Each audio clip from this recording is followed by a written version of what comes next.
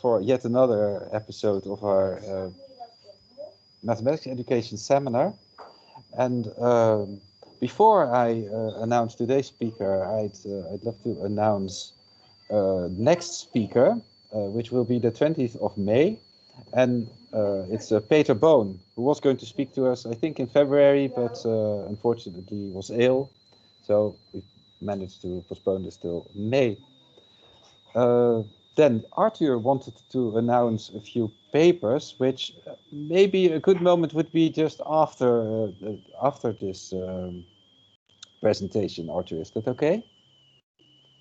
Of course, no hurry. It will also appear in the newsletter, but okay. And then, so today with us is Angeliki Mali, who works in the Netherlands for the University of Groningen, which of course you can see on the slide. As I gathered, she arrived here in 2018, 2019, and well, before that she worked in University of Michigan Ann Arbor for 3 years, and before that she did a PhD in mathematics education in Greece. Am I saying this right? No, you did your PhD at Loughborough University. I'm sorry. Right? And Yep. before that, you studied mathematics education in Athens, in Greece. I hope you really like being in the Netherlands now, and I'm very curious to hear what is the things you are working on. So the digital floor is all yours, Angeliki. Thank you so much, Roger, and thank you all for inviting me and for being here today. I'm so glad to present some of my work. It's true, I have been in many places in the world and many universities, so it's even confusing for me sometimes. Today I would like to speak to you about a project in university mathematics education, and in particular it is about reconstructing students' activity with digital algebra textbooks at the university. Before I talk to you about this work, I would like to briefly introduce you to my research interests. I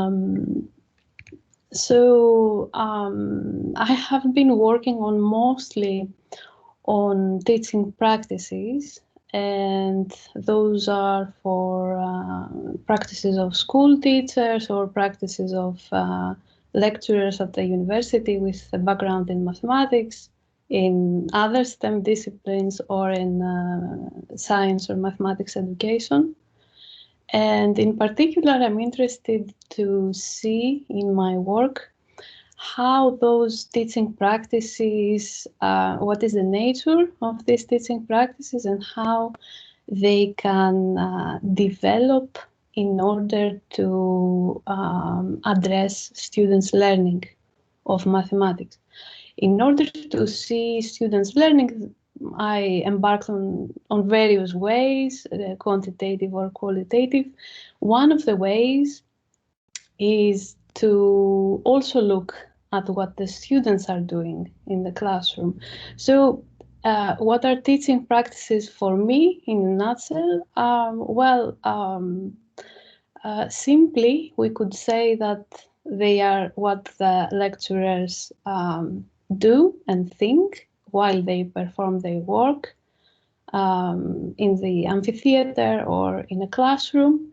And put another way, from a sociocultural perspective, I may say that they are categories of actions with tools towards a goal. Now, today I'm not going to talk to you about lecturers, but I'm going to talk to you about students. And in particularly, I'm going to talk to you about student actions and actions with textbooks.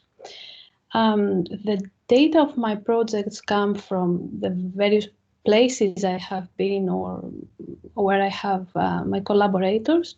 But today I'm going to talk to you about data that come from the US. I have plotted a short agenda for today. So I will talk to you about the problem, the research problem of this project, what is the study design and what are the textbooks of this study, because those are digital textbooks that are peculiar in some aspects. And then I will give you a preview of findings, so you see what my colleagues and I found out of this study. And I think it should be interesting to see also the development of the research instrument that could give us access to student actions with the textbooks. I hope I can quickly interrupt you here, Angeliki, because I see a few new names here. The goal of this seminar is always to be very interactive, so I hope you welcome questions, Angeliki. Yeah, of course. At any point, please just jump in and ask any question you may want. And also, thank you. And also that, of course, we like to, in the end of the seminar, usually the speaker speaks 45 to 60 minutes, and then we have ample time for discussion. So that if people have discussion points, just remember them and take them along to the end. Yeah, thank you. Absolutely. So, what's the problem, the educational problem here? The importance of students' resources, such as textbooks, and students' work and thinking through and with the textbooks shape what the lecturers are doing in the classroom. So the student resources, that sometimes are also lecturer resources, play a very important role in the teaching job of the lecturers. Now, what happens with regard to research in textbooks is that we do not know much about how the students are using their textbooks. What we have in literature is some studies of student use of course management systems, and those use data analytics in order to access actually the viewing of the textbooks. So what we know from these studies are some study habits of the students. We also have some survey studies in literature, and those are mostly about what we may call student behaviors. And what we know are some kinds of activities like students are using the textbook in order to study for exams. We also have some other information in other survey studies, and those are about how they use their times with the textbook, or simply that they may use some elements of the textbook, like, for example, practice problems. So we know that there's a lot of use of practice problems of the textbook, and probably not of other elements like proofs, for example. We have, in a nutshell, we have some studies about textbook use by students at university and also at school, but they cannot get access to what students actually do with the textbook. For example, when they study for the exams, what do they actually do when they look at the practice problems or when they don't look at other elements? So it may be understood to some extent why we don't have much research on that. If we look at the methods that are used, the surveys ask students to report on various activities, but those activities are complex and it's not easy to get data, survey data on this. There are also some one-on-one interviews that are being conducted, but those are in lab-like settings.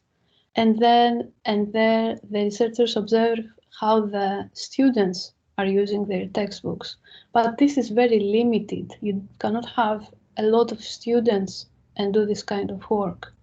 So although both approaches are informative, we cannot really use them in order to understand or reconstruct, as is the ambition of this project, reconstruct the student use of the textbooks over a semester, where the students actually participate in a regular course, and when it is necessary to get information from hundreds of students. So those are two difficulties with the current methods of collecting data.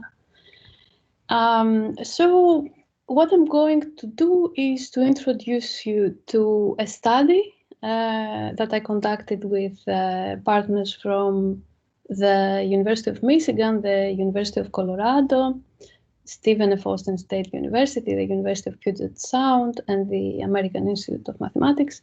And what we tried to do is that we tried to access what do students actually do when they are using their textbooks. So we used some digital textbooks that are new in a sense. And I will try to demonstrate you how these textbooks look like in order for you to have an idea of affordances. Let me see. Now I have to stop sharing my slides. And this may take me some time. I was successful before in doing that. I don't know whether you see, what are you seeing?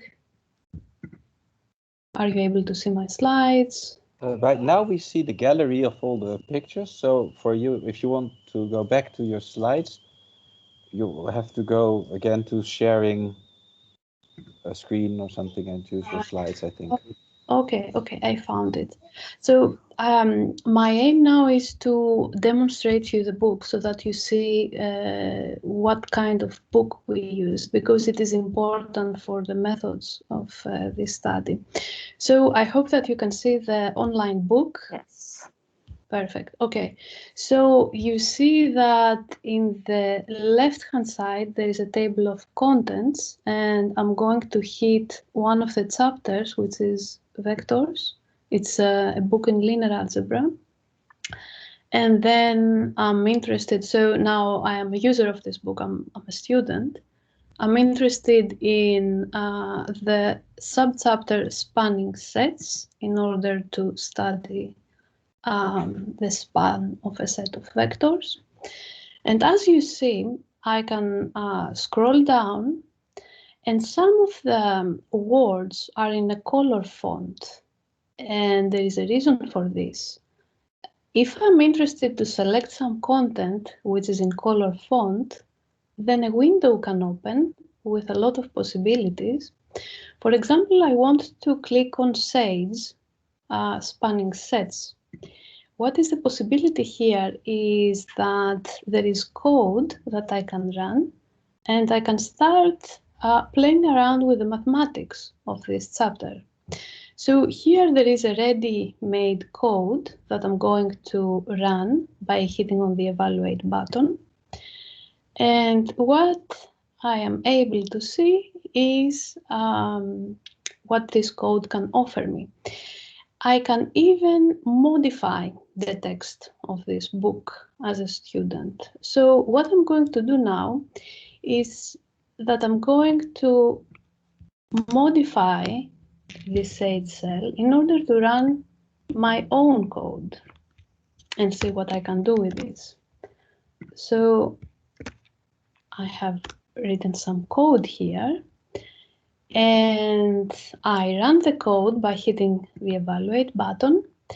And what I produced is actually a visualization of the span of two vectors, V1 and V2, in R3. Those are the two vectors in the second and third line of my code.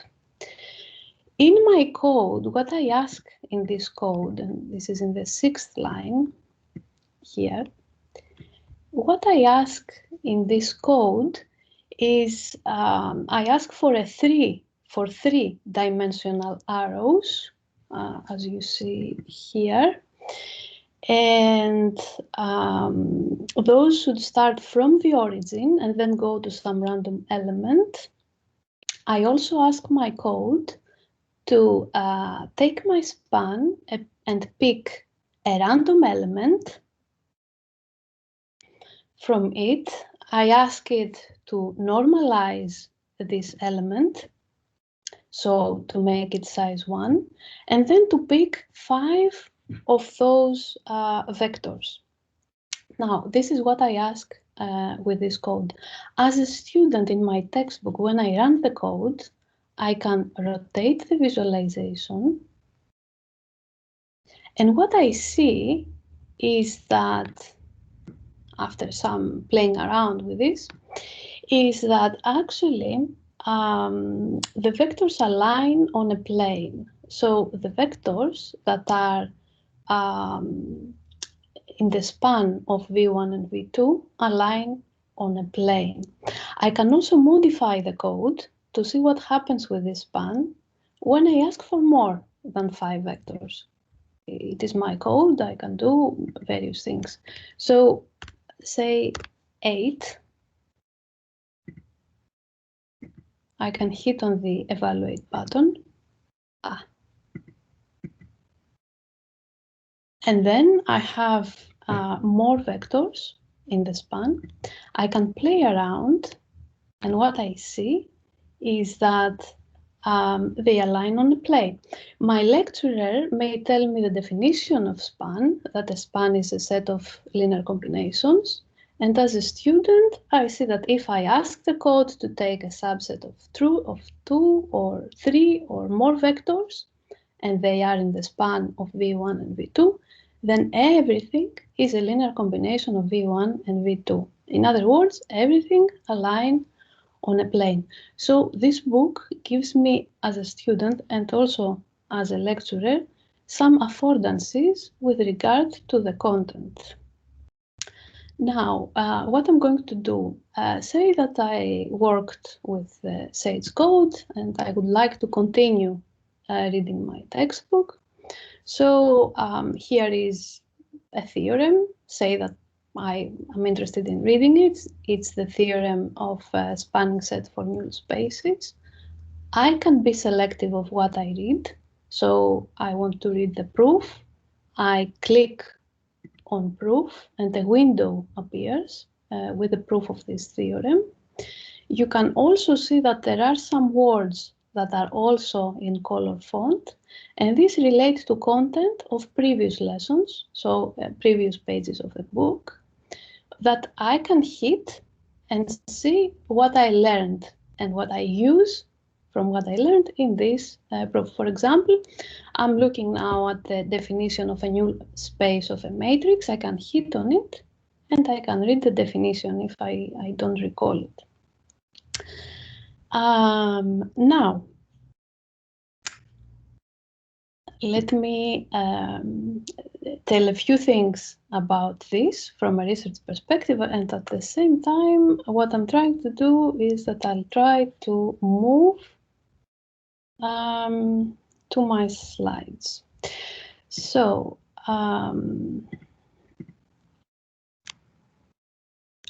give me a moment.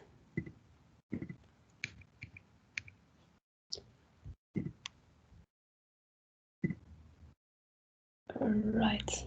You should be able to see the slide that has a table on the right-hand side. Are you able to see it? Yes. Perfect. Okay, thank you, Anna. So now, before I get to this slide, the selection of the content that I demonstrated before to you is convenient for the students. So they can use their textbooks in various ways. But for the researchers, it's also convenient because it allows us to know from a central server who is viewing what and when. And in order to further monitor the viewings, we also have some invisible markups on the chapter titles and subtitles, so we can see who is doing what and when. Now, we had this affordance by using the textbooks. What we did, what was the design of the study? So we reached out to many lecturers at different universities, and here I have 4 classes of 4 different lecturers at 4 different states.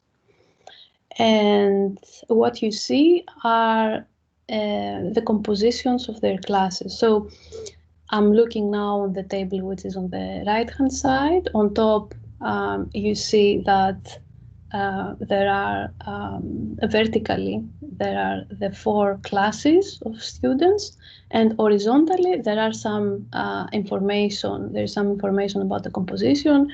For example, the number of students, the majors that are different. So who are these students? The students of a class of linear algebra at one of 4 universities. And you see some variation in terms of gender, in terms of majors, in terms of level of program, so what year the students were.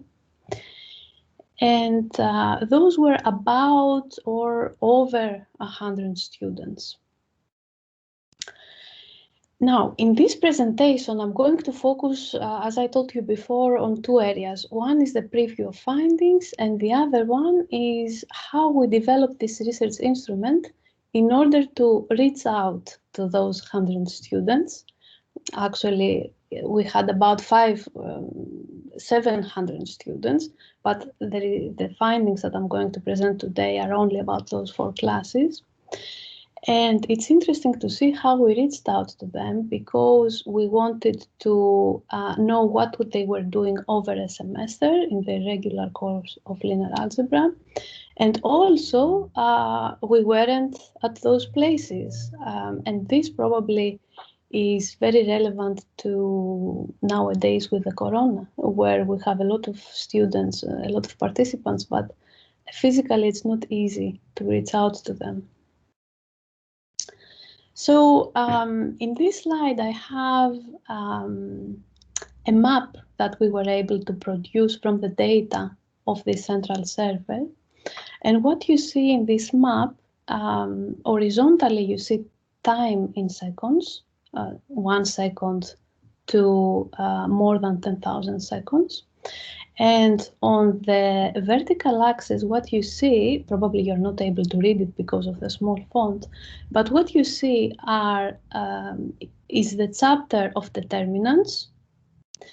In particular, you see sections, subsections, and even elements of the textbook, such as examples, solutions, proofs. So we were able to see for all our student sample, in this slide, it's not for everybody, but it is for 1 class, how much time they spent per element. I will give you an example to help you with this map. So you see a deep blue, it's a deep blue color, which starts from top of the map and gets to the bottom. It is over 10,000 seconds. And this means that the students of this class used over than 10,000 seconds in order to view the section, this particular section in the determinants chapter. So I'm referring, I hope that you can see my cursor, I'm referring to this deep blue stripe. And then if we want, we can try to see what the other stripes mean. For example, here I have the pink stripe, which is again more than 10,000 seconds. And this is about a subsection. I can even see how much time, how many seconds they used per subchapter, per element. Now, what we did with all of these maps for the 4 classes for the whole textbook, we were able to have some findings from this. And what we found, first of all, we found that students most frequently used examples and exercises of the textbooks. This is something that we knew already from literature. We were able to get down to exact times and viewings. So, for example, in 17,400 viewings, as you see in this slide, 81% of the time was for exercises and solutions. That's a the huge majority of the time, and that corresponds to approximately 54% of the viewings of the students who were viewing the textbook. Then a 15% was for examples, and if we look at all the viewings, at the 17,400 viewings, this is the 31% of them, and only 4% for theorems, proofs, and definitions. So for the theory building blocks, we have only 4% of time, and this is 15% of the viewings. Also, it was interesting that proofs were the least viewed element, and 35% of the participants didn't view proofs at all for the whole semester. We did some further analysis in order to look at this 35% of the students, and we found that these students may see mathematics through the lens of the use value. So my collaborators and I thought that because proof is of use value mostly to mathematicians, and the 63% of the students were majoring in another discipline than mathematics, these students may not see the relevance of proofs to the learning of mathematics, and some of them were within this 35%. So what are some facts that we have? First, the narrative of the textbook does not showcase the use value of proofs in mathematics. So those students were not able to know why we have proofs in mathematics, and they were majoring in other disciplines like biology, chemistry, some of them even English literature. Another fact is that only the syllabi of 2 of the 4 classes, and those were for students who were situated in smaller institutions that included more diversity of student majors. So only the syllabi of 2 of the 4 classes explicitly included proof. And we believe that that was probably in an attempt to make students aware of the expectation of using proofs. So we see here that there is a problem with reading proofs, although proof is so central in mathematics. Now, this is for the linear algebra students. I have here also some finding from another group for students who were using an abstract algebra textbook, only because there we saw that they used more the theorems and the proofs. And this may be explained because abstract algebra is it has more advanced content than linear algebra. Now, this textbook, in combination with the log, allowed us to access the reasons or the uses of the different elements of the textbooks. How we accessed this? We accessed the uses via the logs. And the logs included open-ended questions about the students' personal maps of use as a stimulated recall technique. I'm going to tell you more about this later on, but now I thought to give you some preview findings so that not to exhaust you with the log and how we developed it. So you see for yourself what we were able to capture with this log. So the log enabled us to access the different uses per element And you will see here uses of the theory building blocks of the textbook. And next to its use is a bullet point in the boxes. Next to its use, you see a percentage of the students who were using the textbook in this way. We used as a threshold 5 or more responses of a single use. So in the slide, the percentages that you see per use are over 5%. If you look at the percentages, they are all more than 5%. So I will give you a minute to take a look at the different uses.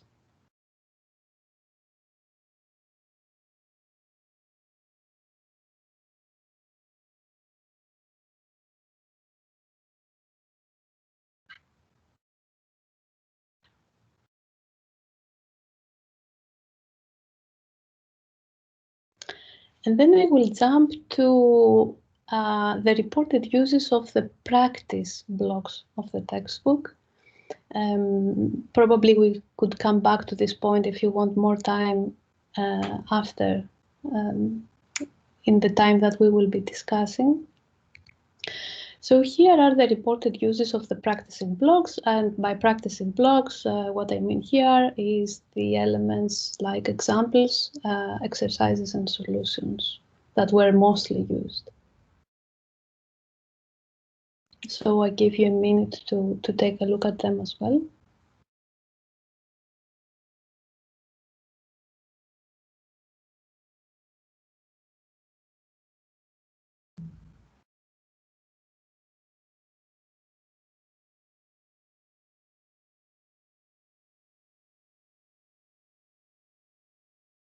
Right, and now I'm going to get on and talk to you about some other maps that we were able to create, that the team was able to create from this textbook. So in this map, I'm sure you cannot read the axes, but I'm going to tell you about them. What we see here is a heat map. And on the horizontal axis, we have a whole semester from January to May. So the columns that you see are a month, January, February, March, April, and May. All the dates of those months. And on the vertical axis, you see the contents of the whole textbook. For example, here the SLE, you cannot read it, is the first chapter. And I have here also on the top right corner of the slide the table of contents. Probably you're able to use the zoom button to look at them. So you see that SLA is the first chapter and it is the systems of linear equations. Now, why is this a heat map? This is a cumulative use of all the students in a class for a term. So this is a class map. And red means, or pink means that not many students were viewing this particular piece of the textbook on a particular day.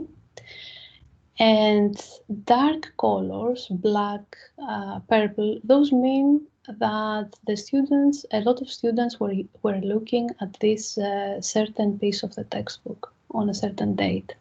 This map is dynamical. So if I want to get more information, I can click on where I'm interested. For example, I'm interested in here in this chapter. I can click on it. And what I see is a resolution of one day. So here it is March the 23rd. It's a Friday from midnight to midnight. Now I'm reading the horizontal axis. And in the vertical axis, we have the chapters of the book. So we see that on that day, the students of the class were looking at the matrices chapter. This M is the matrices chapter. I can see even more information if I want to click on the dark rectangle.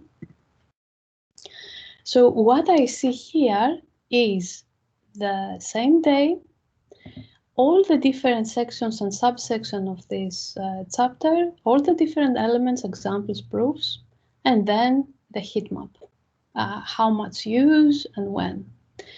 We were able to look at even more information. So by clicking again, when I what we presets, I mean these are three different in three different.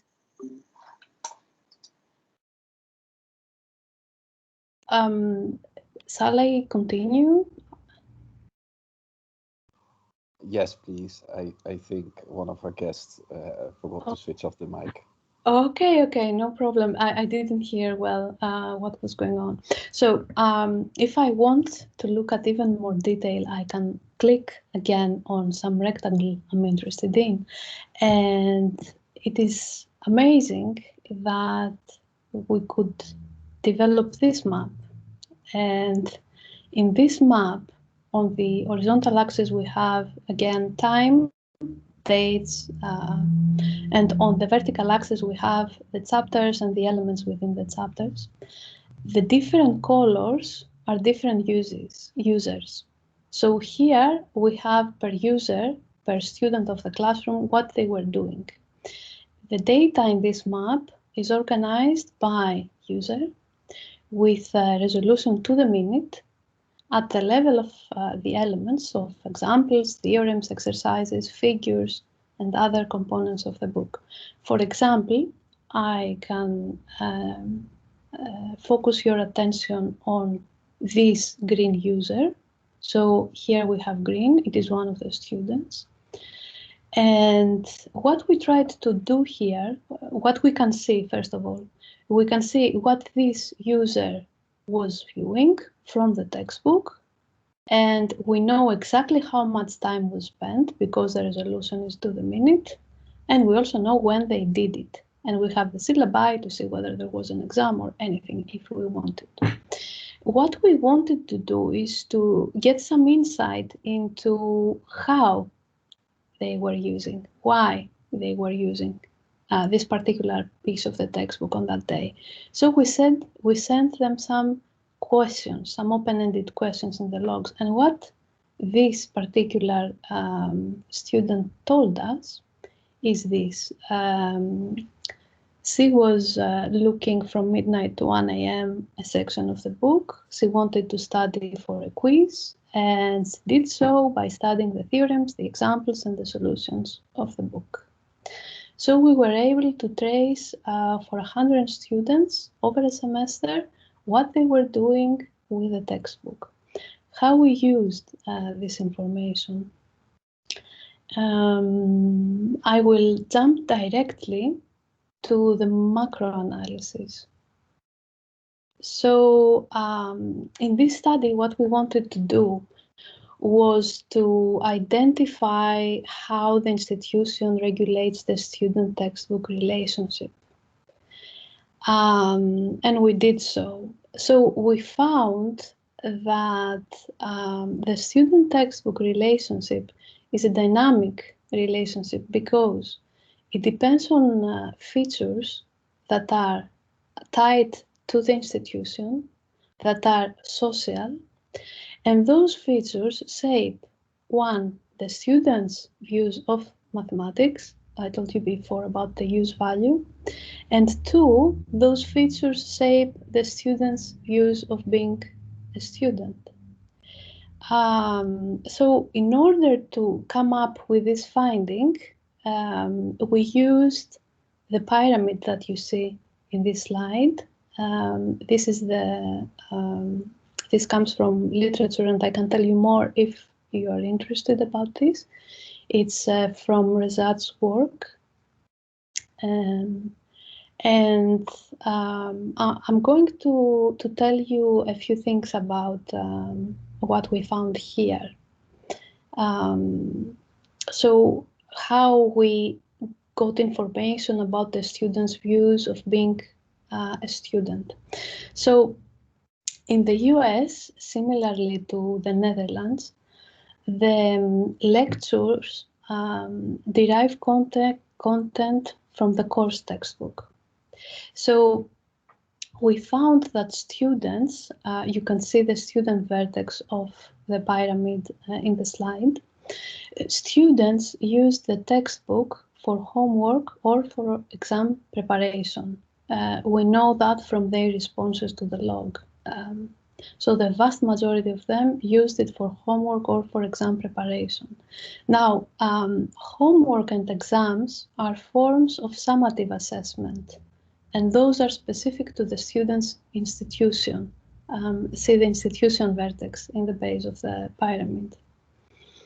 Homework and exams play a major role in students' viewing of the textbook, we believe, because for students, passing grades per se can ensure the eventual earning of a degree.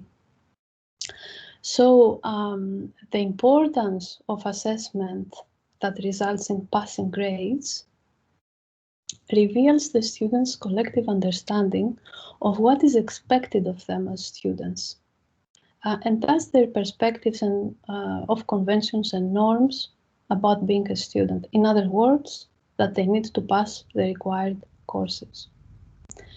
Such a situation probably hints that some students might see the institution through the lens of a degree awarding body, rather than a space in which it is expected to access the subject matter, or a space where at least the subject matter, the mathematics, will become accessible. It may be important at this point to reflect on this finding and think how we could change the student perspective. Because students, well, they study at the university to pass the exams, but also they should learn the mathematics. So what we do as lecturers or as researchers. For example, in some universities, there are discussions about the contribution to the final course grade of other student accomplishments in addition to homework and exams.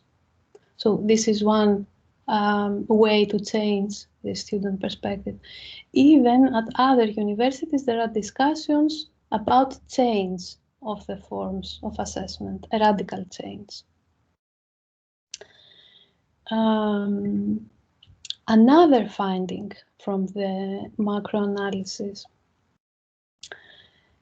We also found that students who study in a mathematics, computer science, or engineering program, only those students, used about the same time per book chapter with that was intended by the lecturers. And although these students used about the same time, students of other programs, such as chemistry and biology, used much more time to view the textbook in the beginning of the term, and unfortunately, this time decreased as the semester went on. So for the mathematics, computer science, and engineering students, the lecturer could see that the intended time of using the textbook was actually used by those students. But for other students, such as biology students, chemistry students, we see that although they started viewing the textbook a lot, they gradually stopped using it. Now, I will try to use the pyramid in order to gain some insight from the data about this. And to explain you how we used it. So in the US, the institution through accreditation processes regulates the majors. And also the mathematical content that has to be covered in order to satisfy the degree requirements is regulated by the departments, so again by the institution, through departmental negotiations. So we see the role of the institution in regulating the content, And this is expressed by the institution vertex of the pyramid. Now, students' conventions and norms about being a student in a particular program relate to the need to pass the exams, here to pass the linear algebra course. And this can be expressed by the vertex conventions and norms of the pyramid.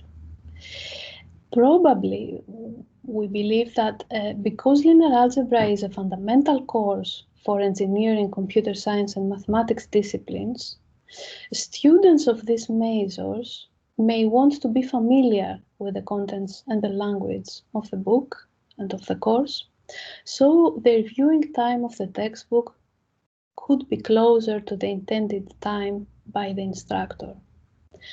For the other students, we cannot have some interpretation based on the data. So, zooming out of that and reflecting on that, it may be worth considering ways with which the students of the other disciplines than mathematics, computer science, or engineering could familiarize with the content of a mathematical course. How we could familiarize them with the content so they don't drop the book. And also we could consider what are some ways with which those students could familiarize with what is expected of them as students in such a course, because we also saw that a lot of students didn't read a single proof of the textbook. Can I ask a question, Angeliki? Yeah, sure. To me, it's not entirely natural to move from the enormous quantitative data that you have on how much time spent on certain parts of the book towards this interpretation in terms of the institution and the role of the institution. Did you have additional data where students reflect on what, according to them, the role of the institution is, or do you have other reasons to move to this point of view of the institution, the role of the institution? Yeah. Right. So this does not come from the quantitative data of the viewing time. This comes from the data of the log, where we ask them how they used the textbook. Probably I should be clearer about that. And No. I think you said that, but all right. Yeah, so what we did there was that we gave to students individual maps, and we asked them what they did with the textbook. So they could see at a given day what was reported from the server, and they could feedback with what they were doing. And we were doing that on a bi-weekly basis. So we had bi-weekly data per student from the logs, and the analysis of these responses of the students to the open-ended questions, what we were doing with the textbook, it gained us some insight into the macro analysis of what was going on. But I'm going to tell you more in the second part, where I'm going to discuss about the log. Here I only wanted to give you a taste of the findings of what we could do by using this instrument. Thank you. Then I have one just for the time schedulement. You've spoken for 15 minutes now, 50. Great. So I'll try to tell you briefly what is the log and how we developed it. So the log has had some fact-based questions like what were the topics, what was the week of the term, and some reflective prompts like what they were doing while reading the textbook. We sent it bi-weekly to all participants, and we aimed at immediate recollection and reflection on what they did with the textbook. In order for us to study the evolution, the development of the research instrument, we used the instrumental approach by Rabaldel and colleagues. And what we use from here. So in the beginning, now I'm talking from the researcher perspective. In the beginning, the log was an artifact for us. We weren't aware of how it could be used in order to satisfy the object of our activity, which was to collect usable data that could reconstruct the students' actions. And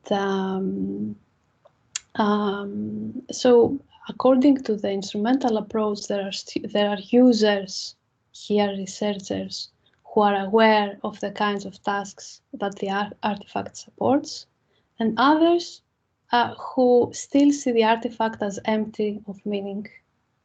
In the beginning, in the first phases of the logs, well, it wasn't empty of meaning for us, but we didn't really know how it could be used. So it took us 3 phases in order, 3 to 4 phases in order to be able to gain usable data.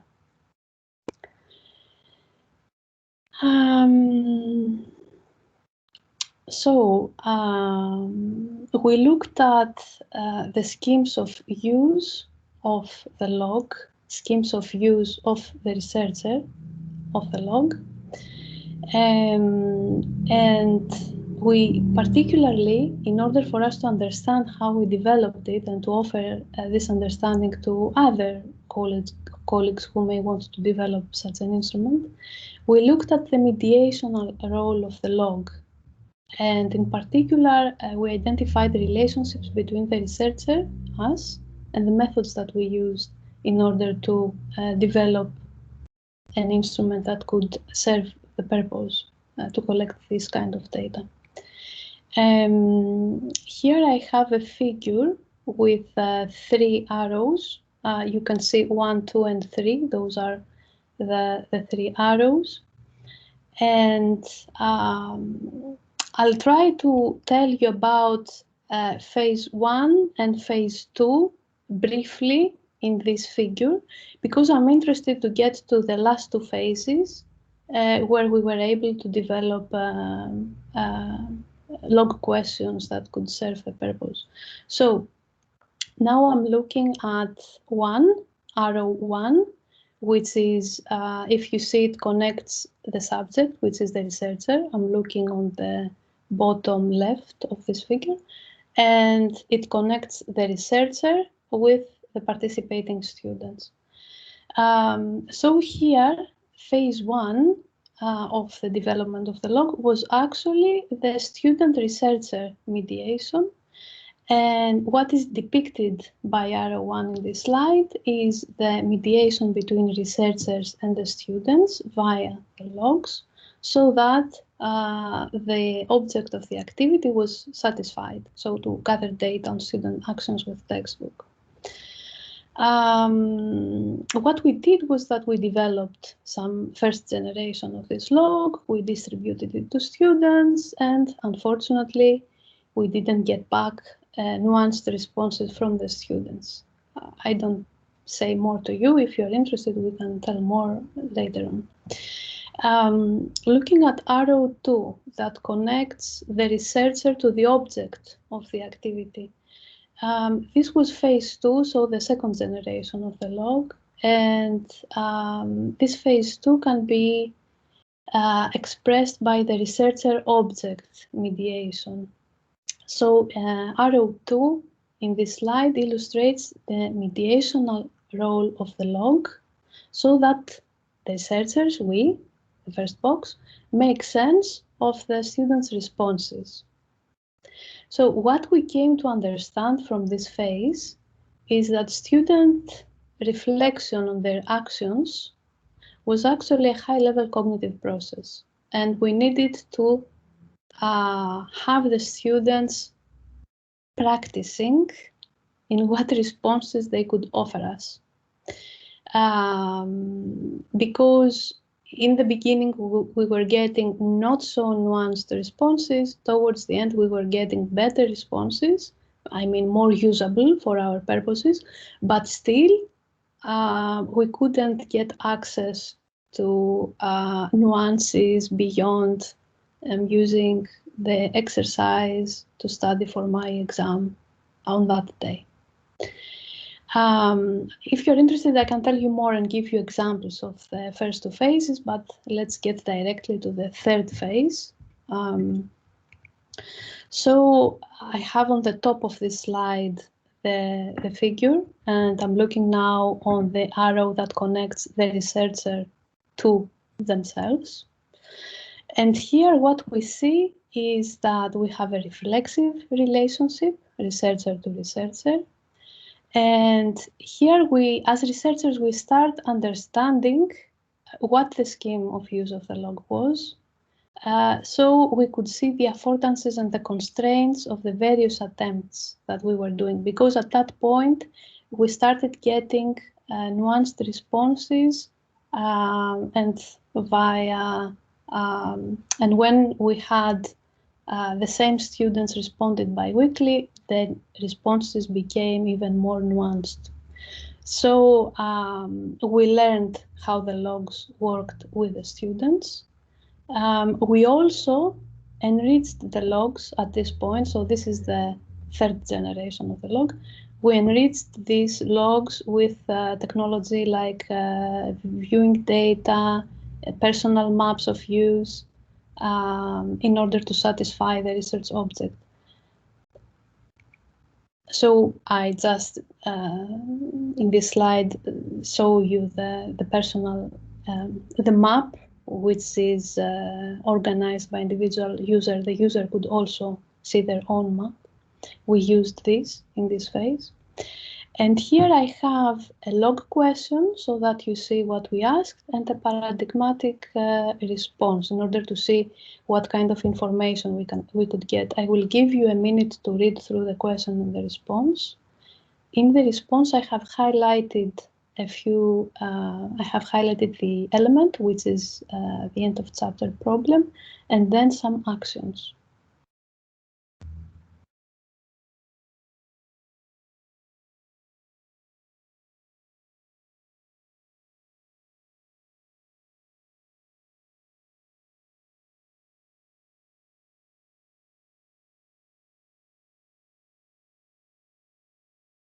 I cannot look at your eyes to see when you stop reading, so I will assume that you will stop in a few moments.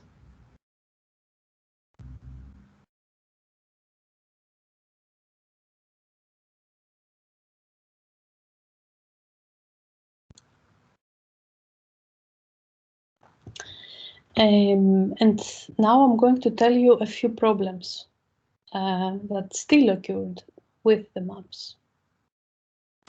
So we still had difficulties. Some students were not able to identify themselves. It was their personal map, only them in the map. Still, they could not recall that it was a representation of themselves. Also, still some responses were not rich enough. What we understood and what we did was that we reduced the lag time because it took us time to produce the maps and also to look at responses of previous maps. So we reduced the lag time at this point, and we also assigned a student ID, the ID that they had for this research, so that when they were hovering over the individual map and the individual chapters, they could at least see that it was their ID and not a random map that by mistake we sent them. Still not rich enough responses. What we thought to do in the last generation of the log was to give them the individual map, but also a cartoon. And in this cartoon, we tried to tell them what we wanted to hear from them. So you see in this slide, and I hope you can zoom in, what the cartoon was, what we were telling them, the responses under the question we asked them is under the cartoon, and then a paradigmatic response on the right-hand side. So you see that it is an even more detailed response, and it looks similar with the previous response that I showed you without the cartoon. But what I can tell is that at this point, all the responses, more or less, were of this quality.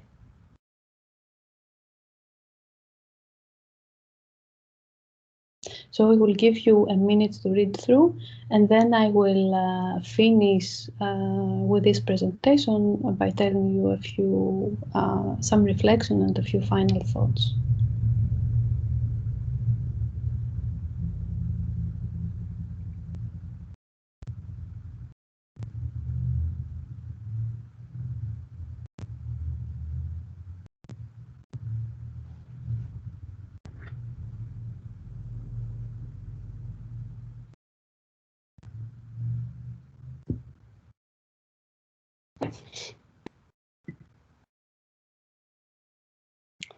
Right, so we got all the responses. We were able to define at this point what a student action with a textbook could be, to operationalize it.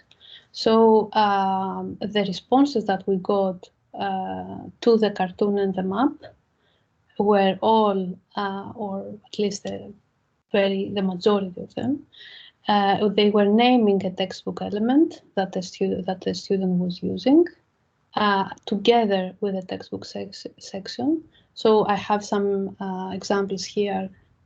For example, the student said definitions and theorems in chapter systems of linear equations. We knew the time of the day when the textbook section was viewed. We knew that from the map. We could also know whether from the syllabi and also from the student responses, whether there was an exam, whether there was some homework due, whether there was a lecture that was happening at the time. And we also knew why they were acting in that way with the textbook. For example, they wanted to gain some understanding, or they wanted to look at the notation, to help, to have some help with solving some exercise. Some final thoughts. At this point at the last phase of the development of the log, we were confident, and we're confident that we can gather data when other methods, such as one-on-one interviews, are prohibitive. We are also confident that we can provide good access, so nuanced responses, when we have a large-scale context and physical distance. With regard to the viewing data with resolution to the minute, we are confident that the accuracy is comparable to direct observations of textbook use. However, there is an advantage with the use of log. We can, because of the log, because of the element maps, of the heat maps, we can generate with this method higher volumes of data on actions with textbooks, and also at a lower cost, because we only have a server and we send the log. We do not have to travel in order to observe and gain information. The cartoon. What was the role of the cartoon that helped? Actually, it projected the nature of the intended response onto the students. By that, I hope that I do not give an implicit message that we put words in their mouths. We didn't. But in the second phase, we understood that we had to train them in order to give a nuanced response, to understand what we were asking for. And in order for us to do it from the start and not gradually, the cartoon could help us. I give them some example of a response. Also, the combination what was the success of the log in the end of the day? The combination of the viewing data with the cartoon. So we could confidently suggest this combination. Of course, a textbook of this kind and a server of this kind is needed, but I believe that nowadays there are a lot of textbooks like this, and also the textbook that I showed you is open access. And there are a lot of new possibilities with such textbooks. Something lastly, we had massive participation. We had many students. They could reply when it was convenient for them. They did not need to travel or to go to a specific place to answer questions. They were not intimidated, probably, by the presence of a researcher. And access, we could ease access. We could help researchers to reach out to more responses by the participants. Probably, we hope that this knowledge could also be transferred to the development of other kinds of research instruments with digital technologies. And at this point, I would like to stop with the talk, because I think that I talked too much and it wasn't so interactive. So I would like to ask you for your questions and thoughts. Thank you very much, Angeliki. I'll give you a little applause for what it's worth. I find it really interesting to see how you develop this instrument, and also how you can really follow how students use this textbook. Because that's indeed very important information, like how much time of the studying is with the textbook instead of in the classroom with the teacher. It's so central. And to have such ways to study that, I find super interesting. So I'm sure there are people in our audience here today who would like to ask more about it. I know, for example, Peter Boon with the digital mathematics environment do a lot about logging students' behavior as well. So I invite participants to ask you some questions if they want. I saw also instrumentation theory, but applied in a different way, Paul, namely not on students, but on researchers themselves that must raise questions. So if you have a question, raise your hand, or if no one else is there, please just switch on your mic.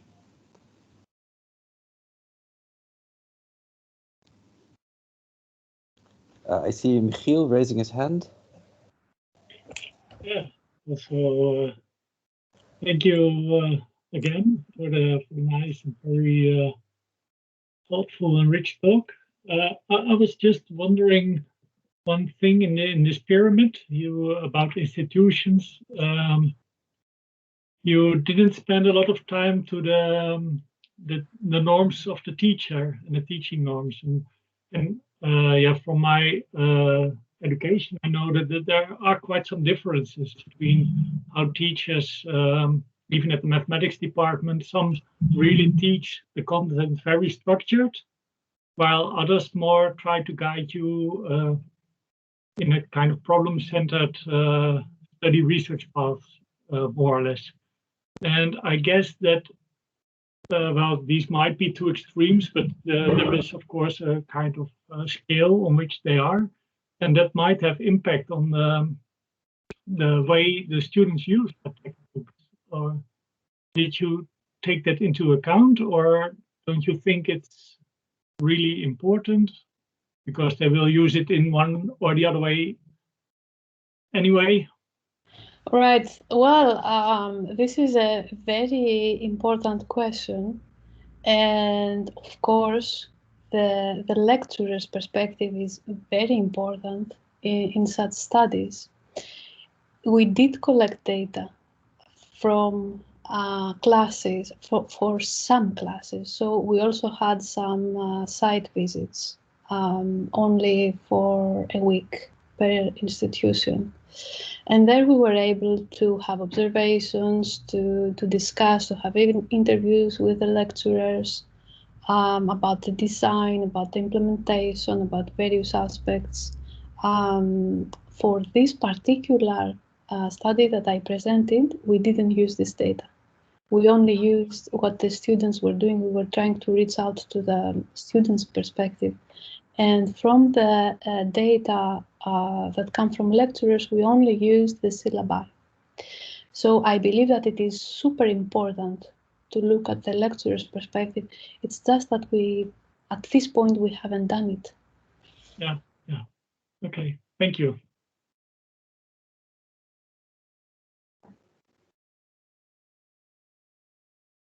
Maybe I can have a question while others are thinking and raising their hands. Thanks, Angeliki. I think that's very, very interesting presentation. And I really appreciate this combination of quantitative and qualitative analysis. And also was interesting to observe how a research tool became an intervention tool of building these higher level self-reflections. And I think that's quite a rare case when you reflected on this so nicely.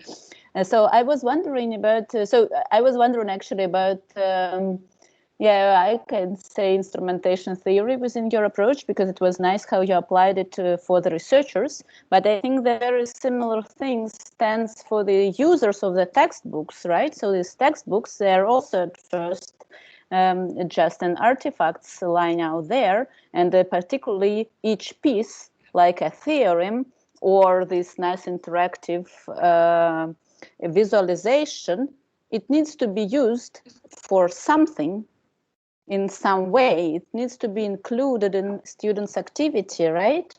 Have you been thinking of analyzing this use of the books? Because that's probably would also answer a question why theorems are not used at all, and do we want to make them in use by analysis of these goals of students and tasks that they solve with these artifacts? Thank you for this. So in the beginning of the project, we had in mind to do that. That was the objective. I won't tell much, but at some point we weren't confident to use it. So what we did was to look at the data in a grounded way and try to understand what those schemes of use could be without the language of this theory. So we did that. We knew that we had the when. The when was an easy part, although we had to connect different pieces of this puzzle, but we had the when, we had the what, and the problem was how to connect the schemes of use with the why. In the end, we didn't do that, but it would be interesting to use this theory in order to get some insights. What we did instead was to use the tetrahedron from Rezat. And this is work under review in the moment, how we use the tetrahedron and what we found out with it. So I very much welcome and appreciate thoughts also on that. Yeah, because the tetrahedron is a kind of higher level analysis, as I understood. And I think I agree that with the notion of scheme, it's difficult to answer the question why. So what for this piece was used or not, because actually if you go into instrumental theory, apart from scheme, there is also task. So each time the use is fulfilling some task, right? And you would need to analyze the tasks for what they use in this particular artifacts, and I think that would be very interesting. Indeed. I remember that we tried to look at instrumentation and instrumentalization, and then the data that we had, although we had nuanced responses, was not helping us. So the tasks, what you said, instrumentalization, at some point we couldn't go on anymore.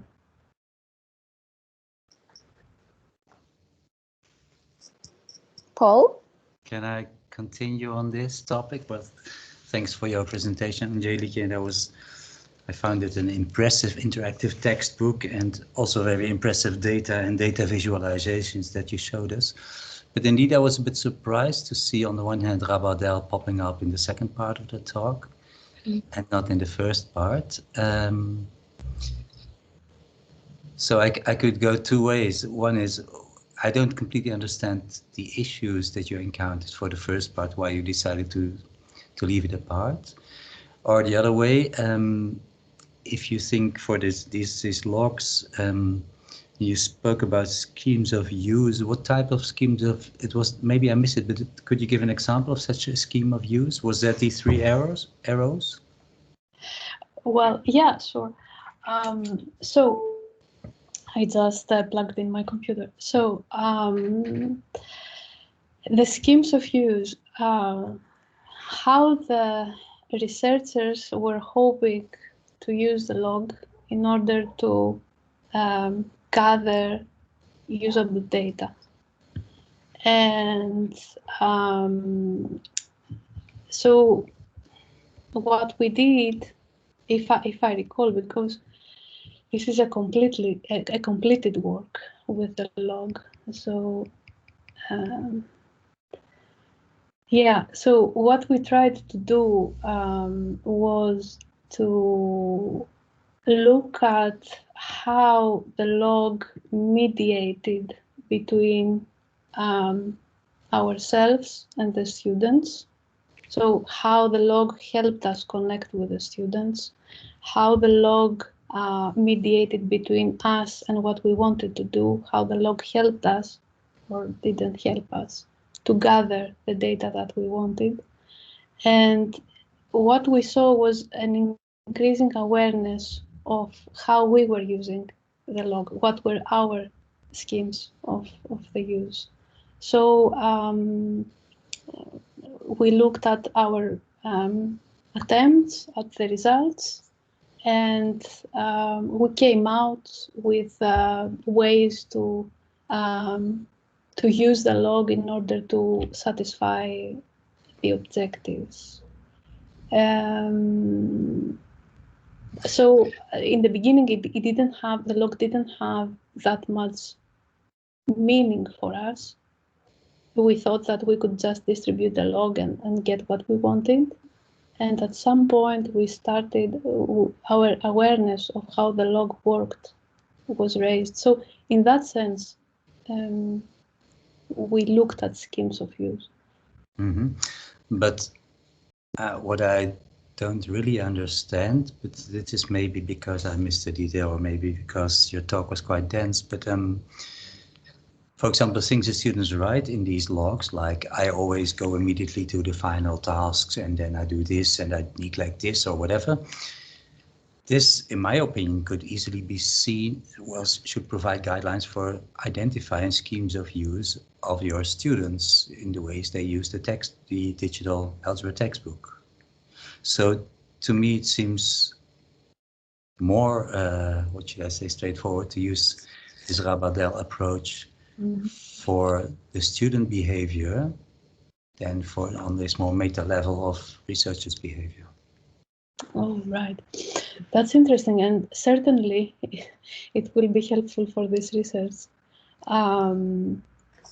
because some parts are still ongoing. So it's interesting to hear from you, because you are using the theory, that it is something that can be done and not something that should be dropped out. Well, I'm not saying it's the only way to success, so to say, but to me, instrumentation theory is about how ways of using artifacts, or in your case, resources like a digital online textbook from a student perspective, how these ways of using it interfere with their, in this case, their algebra skill, which is probably the main target of the course.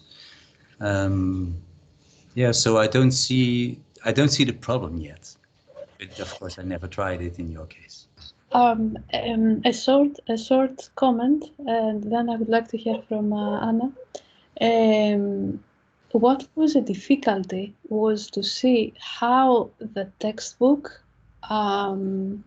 affected the students. So we could see how the students were transforming, let's say, the textbook, how they were using it, but we couldn't see the impact of the textbook on the students, so the other way around. That was some difficult. So that's not in a matter of a kind of advertisement, but we tried to rework the instrumental approach a little bit in a line I think that you might appreciate, because I think it's close to activity theory terms and also embodiment, when instead of talking about schemes, we talk about how an artifact becomes involved into the perception and action of solving some particular problem for students. And then instead of talking of, so you was yourself very nicely talking that students could see affordances of these theorems and affordances of this algebra book, and that's exactly instrumentalization part, and that's exactly how we describe it. And on the other hand, what is happening, that's what we call this functional system, that a student and a book now together can achieve some aim, such as solve a problem or get a degree or whatever they list as their you were actually bringing quite a few, like I was checking if I understand, or I was reading it to see how they are used. So the students were telling about their aims quite explicitly, not so much about their procedures as a scheme would imply.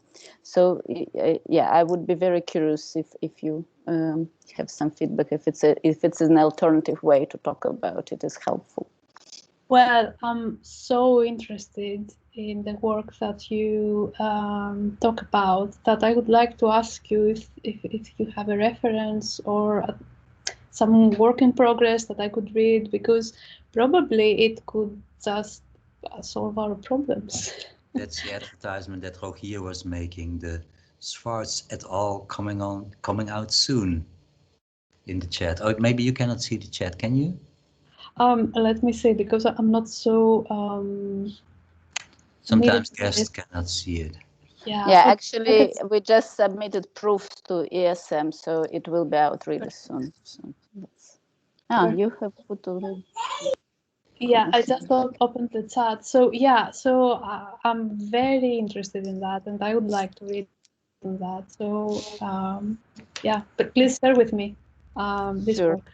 Sure. Thanks a lot. Thanks. It's really I'm really very curious that you already yourself started to go the same direction. So it looks, let's see, very inspiring. Yeah, but maybe.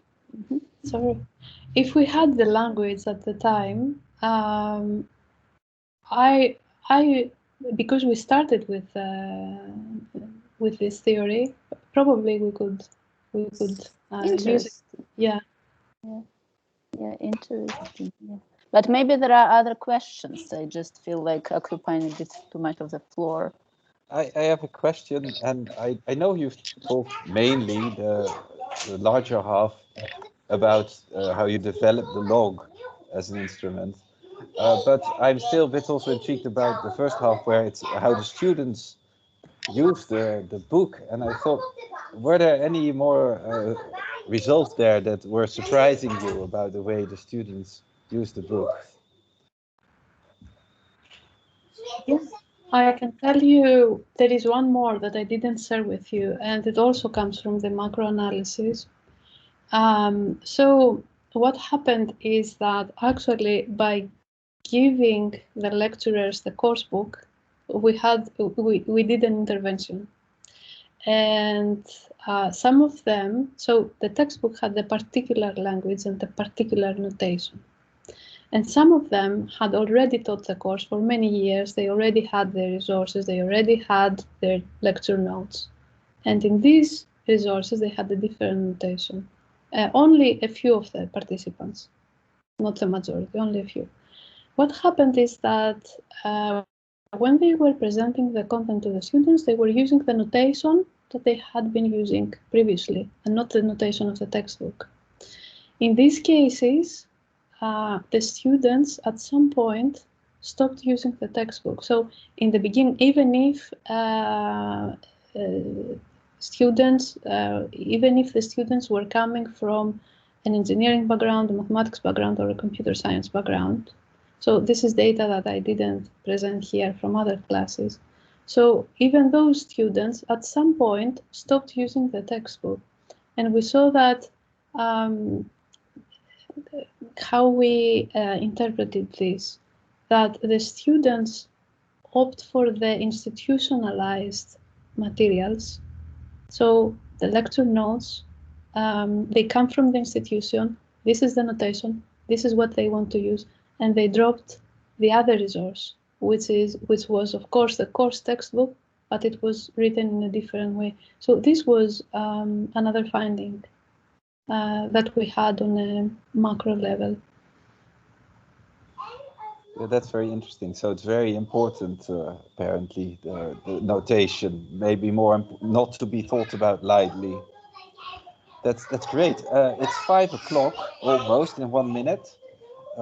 Maybe we can have one. Michiel has a hand, I think, as a last question. Yeah, I just wanted to announce that maybe it would be a last one. Yes. Although we try to have a borrel afterwards sometimes, which this time again. I'm not sure if it's a good last question, but it's a kind of follow-up. I was wondering, and maybe probably I missed it, but whether together with the lectures also working group sessions with teaching assistants, or were there only lectures and the book? Only lectures on the book. This is where we collected the data. Because, that's also, I remember from that the working groups increased importance towards the final exams, because there you learn how to solve problems, and that's what you need to do at the exam. So I thought maybe there would also be a relationship there with the decreasing use of the textbook during the course. But, well, just an alternative thought. Thank you about this. I hadn't thought it. Yeah, it's very interesting. Well, thank you once more, and Rogi will close, I think, or start the drink. Yeah, maybe Anna would like to close. Let me just, at least so Arthur thinks I've done my job well, once again point out that these recent papers that came out, I think, from our institution, I hope you will have time to have a quick look at them. And once again, for me to announce maybe next month. Normally we have the second Thursday of the month, but this time it's the third Thursday of the month. And it will be the 20th of May with Peter Boon speaking. Anna, will you want to say some last words to Angeliki and finish? Yes, I can just say once again, Angeliki, for a very interesting presentation. I think we all got insights from very diverse perspectives into it. Yeah, and that was also a nice conversation, and nice to see you at our seminar in the future as well. So, thanks a lot. Thank you so much. Thank you for inviting, and thank you for being here and for the discussion and the insights that you gave me. The different perspective, I very much appreciate it. Well, it sounds very good. And maybe officially the official part is closed. And if someone would like to get a drink and stick around for some informal chat, they're very welcome.